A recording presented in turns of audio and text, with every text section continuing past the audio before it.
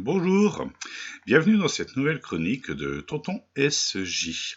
Pour ceux qui me suivent sur les réseaux sociaux ainsi que sur BuzzComics, j'avais teasé la chronique de cette semaine avec un titre de chanson, Live and Let Die. En fait, c'est une autre chanson écrite par Paul McCartney qui donne le titre au comics dont je vais vous parler aujourd'hui, en l'occurrence Day Tripper. Day Tripper, publié chez DC dans la ligne Vertigo en 2010, est réalisé à quatre mains par les jumeaux Fabio Moon et Gabriel Ba. Notez que ce titre reçut le Eisner Awards de la meilleure série limitée en 2011. Day Tripper nous parle de la mort. Et justement, non, pas de la mort au singulier, des morts. De la mort dans tout ce qu'elle a de plus pluriel. La mort, c'est vraiment ce qu'on a tous en commun. C'est le bout du chemin. Seulement, la mort, c'est aussi ce qu'on a de plus personnel. À chacun sa mort. Il n'y a pas une façon de mourir, il n'y a pas une façon de terminer sa vie, et c'est sur cet angle que les jumeaux Moon et Ba vont construire leur récit. Nous suivons le personnage principal, que vous voyez ici avec son petit toutou, Brás de Oliva Domingos. Et donc Brás de Oliva Domingos, pour le récit, pour les raisons du récit, va mourir. Il va mourir à 21 ans, il va mourir à 48 ans, à 76, à 10 ans. En fait, ce que proposent les jumeaux Moon et Ba tout au long des 10 chapitres de ce récit, c'est donc 10 morts du personnage principal, qui vont se dérouler chaque fois de façon différente. Ça peut être un accident, des mauvaises circonstances qui vont emmener au décès du personnage principal, la vieillesse et la maladie, évidemment, un accident de voiture, une erreur de jeunesse, et même les rapports humains qui peuvent mener à la mort. Ce qui est intéressant, c'est ce que souligne Craig Thompson en introduction, vous voyez son nom ici, c'est que les jumeaux Moon et Ba ont utilisé la bande dessinée dans tout ce qu'elle a à offrir pour traiter ce sujet. C'est-à-dire que, d'un côté, Craig Thompson dit que la bande dessinée est soit irréelle, comme on peut l'avoir avec les comics de super-héros, ou elle peut être aussi, elle peut décrire ces moments de vie très ordinaires, ces combats ordinaires, comme le dit si bien Larsenet.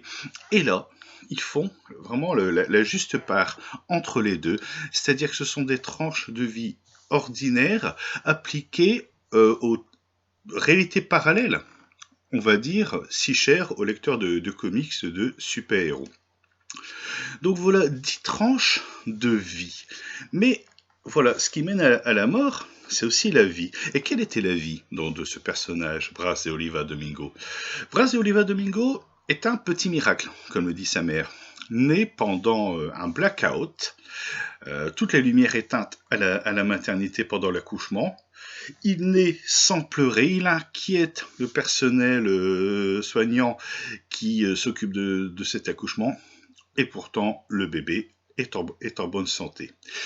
Et tout au long de sa vie, Brás de Oliva Domingo va vivre dans l'ombre de son père, auteur à succès. Lui-même se destine à une carrière de mots. Il se retrouve à écrire des nécrologies pour un journal. Donc là, on a aussi le fil conducteur de la mort qui est là. Donc c'est une histoire de choix, c'est une histoire qui nous parle aussi d'amour, d'amitié, de vie, et de ce point final à chaque fois, à la fin de chaque chapitre, il y a la somme de tous les éléments qui vont mener à la mort du personnage principal. À noter que Moon et Ba ont mis énormément d'eux dans ce récit. Il faut savoir que les jumeaux sont originaires de Sao Paulo au Brésil, et c'est là que se passe l'intrigue de ce récit. Ils ont aussi incorporé des éléments historiques réels, comme ce fameux crash qui s'est passé en 2010 2007 au Brésil, 2009, j'ai la fiche sous les yeux, 2009 au Brésil où un avion a manqué son atterrissage et où 199 personnes sont décédées dans cet accident. C'est l'un des chapitres. C'est vraiment une œuvre qui se lit, mais toute seule, avec une charte graphique très propre, très épurée. C'est pour ceux qui aimaient la ligne Vertigo, c'est l'un des très grands représentants. Voilà, donc Day Tripper par Moon et Ba.